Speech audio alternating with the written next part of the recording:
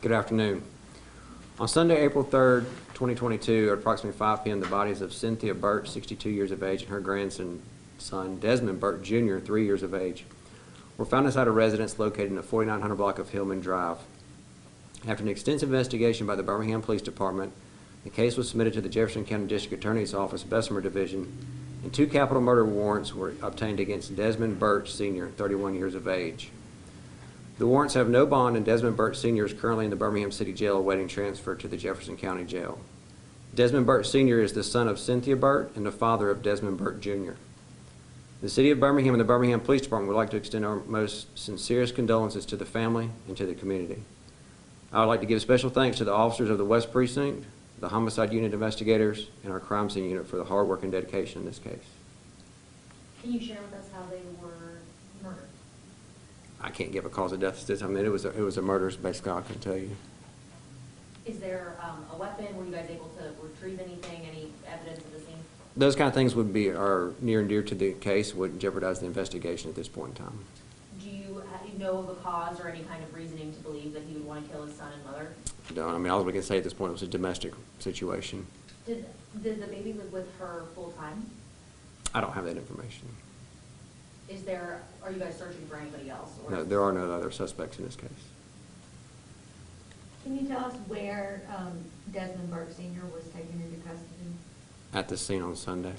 So he was still there when the police got there? Yes, ma'am. And then he was questioned here at Birmingham Police Headquarters.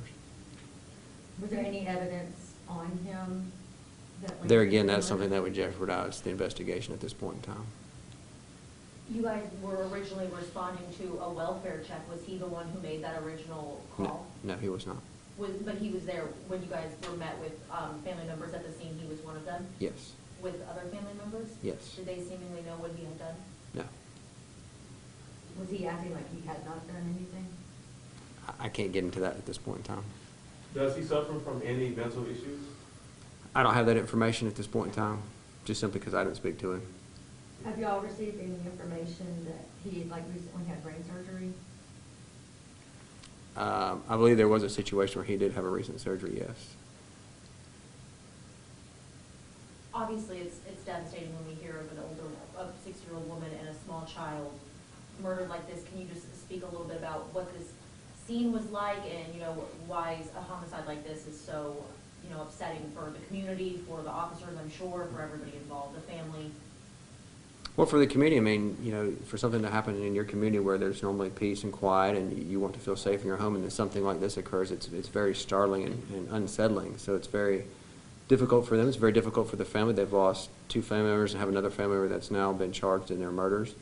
And for our investigators and our officers, it's very difficult because those are lasting impressions that you can't get out of your mind. And so those are things that stick with you for the rest of your life, and they're oftentimes very difficult to deal with. So in situations like that, like in this particular case, we have a peer support group. And so the peer support group will be speaking with our investigators and our officers to help them work through this situation. Have the other family members, did they seem shocked by his arrest or anything? I don't have their, how they reacted. Do they have a history at this house or this family? I'm not aware of any history there, no. Did he have any other children, or nobody else was at the home at the time of the murder? Correct. Was there any signs of a struggle inside of the house?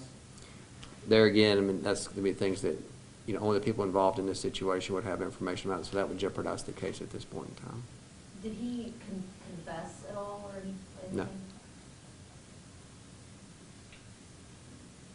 Would you say in recent years, this is a domestic situation, do you think the city of Birmingham is having issues with domestic violence at this time?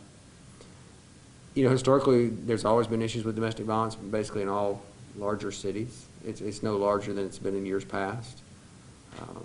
It's just a difficult situation when you have this occur between family members.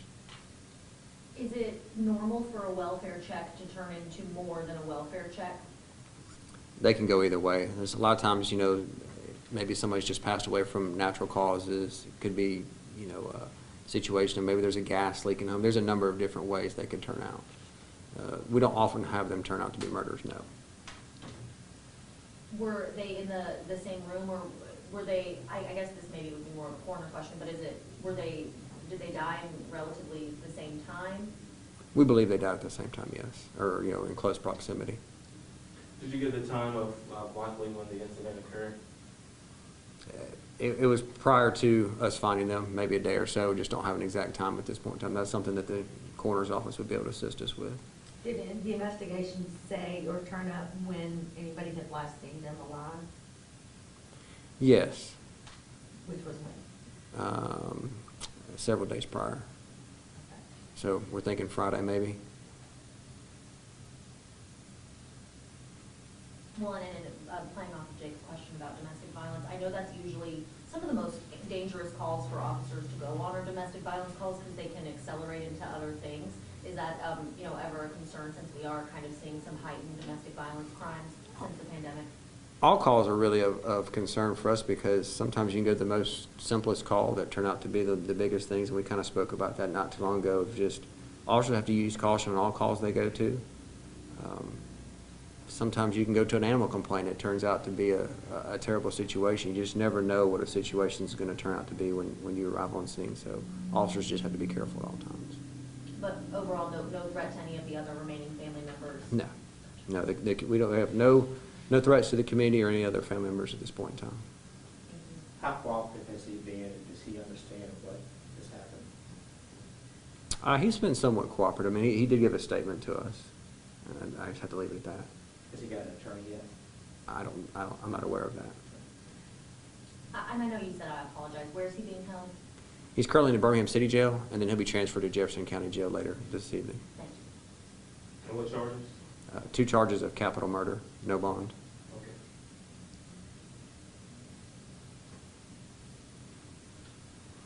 Any other questions?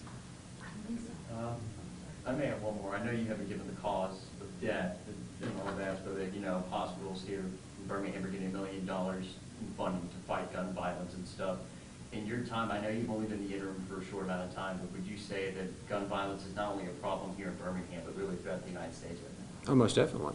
And so that's why we've increased the relationship that we have with our federal partners to fight gun violence, because we realize that it's not just a Birmingham problem, and we're going to need help from other entities to fight this problem. So our federal partners, working with the Sheriff's Department, state of Alabama, it's a collective fight against gun violence. Would you say it's not just gun violence, but we're starting to see, like, this is a double homicide. We're seeing more violent crimes really throughout the country. Would you say violence has gone up as well, from your perspective? Well, yeah, and COVID had an impact on that to a degree, too. I mean, there's just a number of factors that have had an impact on it. When COVID hit, a lot of the programs that we had for people ended because of close contact with one another and things of that. So now, hopefully, we can get back to instituting a lot of those programs that we had in place in the past to assist with that.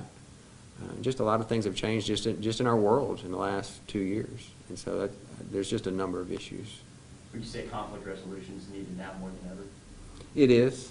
And that's just a number. There's gun violence, there's conflict resolution. There's just a number of issues to deal with. And, unfortunately, the police department can't handle all of those. Some of those are just community issues. Families have to mentor those in the family, the other family members, the children. It takes a village to raise a child. It takes a village to take care of a village. And so that's where we need our community members to be stakeholders and have a part in this as well, because the Birmingham Police Department can't solve all the problems of the city of Birmingham. The community must be involved and for us all to be successful.